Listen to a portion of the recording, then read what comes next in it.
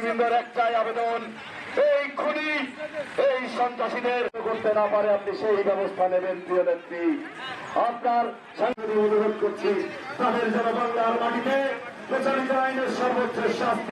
আওয়ামী লীগের নেতৃবৃন্দ, আমরা আপনার কর্মী, বঙ্গবন্ধুর কর্মী, কালীগঞ্জে আছে এবং থাকবে ইনশাল্লাহ।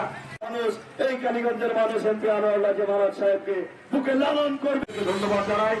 আমরা যতক্ষণ পর্যন্ত আনোয়ারুল্লাহ যাকে বন্ধু ভাইয়ের ডাকে আমরা সবসময় আমরা তার আশাবাদ ব্যক্ত করে আপনারা শেষ চলে গেছে, কিন্তু কালীগঞ্জের বাস্তবতায় আমাদের ভাইস চেয়ারম্যান আছে।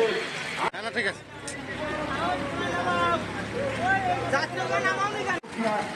আরো সুগম করবে, আপনাদের প্রতি সেই আহ্বান রেখে এই বিষয়ে আপনারা সোচ্চার হবেন। আপনাদের সবাই কাছে বীরের সাথে সবিনয় অনুরোধ করছি। আজকের এই মানববন্ধনের সম্মানিত সভাপতি বীর মুক্তিযোদ্ধা চেয়ারম্যান মহোদয় বৃন্দ আমাদের রাশেদ শামসুর ভাই সহ সুন্দর সাজানো বাগান, সবাই তার সাথে থাকবেন, আমাদের সাথে থাকবেন, আমার সাথে দয়া করে আপনারা সবাই থাকবেন। আজকে সাধারণ মানুষ কিন্তু মুখ খুলতে শুরু করেছে। মানুষ রাজপথে সিদ্দিকী ঠান্ড উপস্থিত আছেন, পৌরসভার মেয়র উপস্থিত আছেন, পরিচয় দিয়েছে। কারণ